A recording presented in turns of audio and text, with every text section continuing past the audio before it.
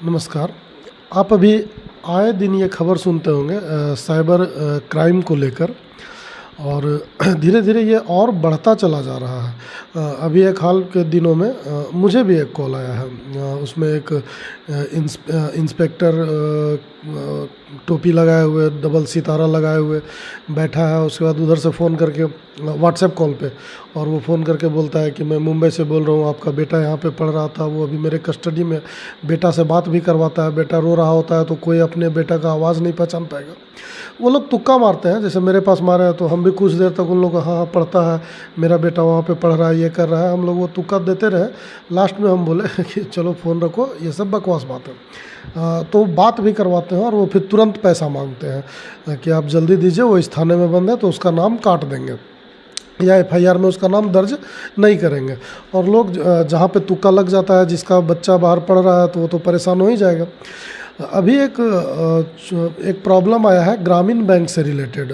ये कल का है, 11 तारीख। आप देखेंगे लास्ट जो ट्रांजैक्शन है वो यहाँ पे नहीं दिख पा रहा होगा आपको मोबाइल पे। आप देखेंगे 11/8/24, 11/8/24 और रात के 2 बजे का ट्रांजैक्शन है। रात्रि 2 बजे, मध्य रात्रि, यानी सुबह का। ये 3 बजे तो सुबह हो जाता है, 2:30 बजे। तो यानी कि 10 तारीख को ये रात का बात है, तभी 11 का डेट आ रहा है, चूँकि 12 के बाद 11 का डेट आ जाता है। तो ये 10 तारीख रात की बात है, यानी सुबह। अब यहाँ पे आप देखेंगे इसमें हुआ क्या कि कस्टमर का नाम है, ये इसी इटखोरी ग्रामीण बैंक का मैं बात कर रहा हूँ, जुगेश कुमार यादव, जो जिनके पिता का नाम है रितु यादव, राजबर के ये रहने वाले हैं। इटखोरी चतरा तो जान ही रहे जब राजबर है तो। और इनके साथ घटना क्या घटा कि सबसे पहले मध्य रात्रि या सुबह, जो आप बोले प्रातः, चूँकि 2:10 की ये घटना है, रात में जब सब कोई सो जाता है उस समय इनके मोबाइल से सबसे पहले 50,000 रुपये का ट्रांजैक्शन हो जाता है। उसके बाद फिर जो है 48,000 रुपये का तुरंत ट्रांजैक्शन हो जाता है, और फिर अंत में 1,500 रुपये का ट्रांजैक्शन होता है, और इनके अकाउंट में मात्र बच जाता है 30 रुपया 75 पैसा। यानी कि 50,000 48,000, तो 5 4 9 98 और इधर 15, यानी लगभग 99,500 रुपये का गमन है। ये रात को ये होता है। अब ये व्यक्ति जिसके अकाउंट से इतना पैसा जाएगा तो वो परेशान होगा। चूँकि ये व्यक्ति अब रह रहा है बम्बई में, तो इसके परिजन आते हैं ग्रामीण बैंक, और ग्रामीण बैंक इटखोरी शाखा में, और वहाँ ये डिटेल्स निकालते हैं कि आखिर ये पैसा गया कहाँ। तो साइबर क्राइम, जैसा कि आपको पता है कि ये होता है, तो करता क्या है, जो इस तरह का क्राइम लोग करता है, वो लोग 10-15 अकाउंट ट्रांसफ़र करता है। यानी इस अकाउंट से जिसमें गया, चूँकि ये तो पता चल जाता है कि किस अकाउंट में वो पैसा गया है। अगर अकाउंट ट्रांसफ़र है या एटीएम से निकला है तो किस एटीएम से निकला है, या अगर फ़ोन पे के माध्यम से पैसा निकला है तो किस फ़ोन पे से निकला, ये सब पता चल जाता है। तो अभी तक जो जितने भी केस आते थे उसमें होता क्या था कि 10-15 ट्रांजैक्शन होता था।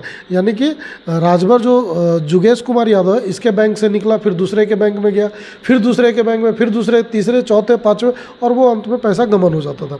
लेकिन इस केस में थोड़ा उल्टा है। इस केस में मामला है क्या कि सीधा एक बैंक से ट्रांसफ़र, एक खाता से दूसरे खाता में ट्रांसफ़र, और दूसरा खाता जो है वो एटीएम और फ़ोन पे के माध्यम से पैसा निकाल लेता है।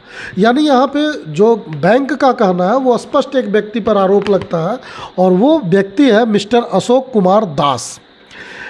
इसका जो अकाउंट है, देखिए संयोग से ये भी ग्रामीण बैंक का ही अकाउंट है, और ये अकाउंट है जो यहाँ पे दर्शा रहा है वो house number road 8 Lakhipur, post है पथरोल, और ये है लखीपुर देवघर।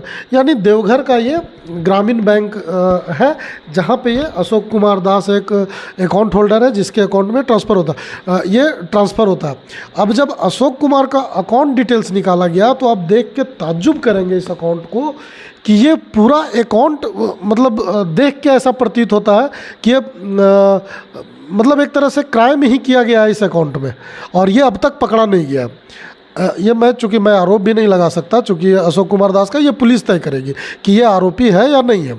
लेकिन बैंक का कहना है उस, और इस ट्रांजैक्शन को, उसके खाते के ट्रांजैक्शन को देख के ये वही पूरा लगता है। चूँकि हमेशा रात्रि में 5,000, 10,000, 15,000, 20,000 6 पेज का इसका जो निकला है पिछले 6 महीने का रिकॉर्ड, उसमें यही दर्शा रहा है। और जो इस व्यक्ति का जिसका हम बात कर रहे हैं, मध्य को इसका पैसा निकलता है और मध्य रात्रि में ही ये उस पैसा को फ़ोनपे में ट्रांसफ़र कर लेता है अपने अकाउंट से, और वो आपको यहाँ पे भी दिखेगा 11/8/24 को। और ठीक उसी तरह से जिस तरह से वो निकला है, पहले 50,000 ट्रांजैक्शन करता है, फिर 48,000 करता है और फिर 1,500 करता है।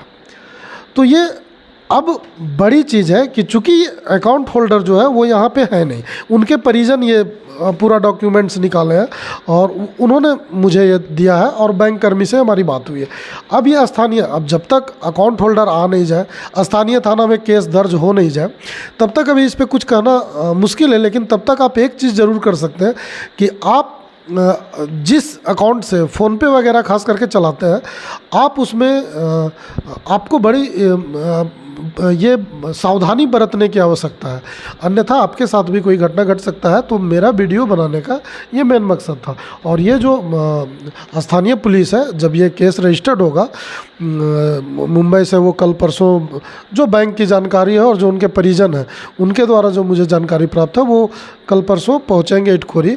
तो जब ये केस रजिस्टर्ड होगा तो ये स्थानीय पुलिस की भी जवाबदेही बनती है कि इस तरह के मामलों को, खास करके इस अकाउंट में, चूँकि ये सीधे एक दूसरे अकाउंट में गया है और वहाँ से सीधे रात को ही फिर फ़ोनपे के ज़रिए पैसा निकाल लिया गया है अपने अकाउंट से। यानी अशोक दास जो है, अशोक कुमार दास जो देवघर वाला है, वो इसके अकाउंट से रात को पैसा अपने अकाउंट में लेता है और फिर अपना फ़ोनपे से पैसा रात को ही निकाल लेता है।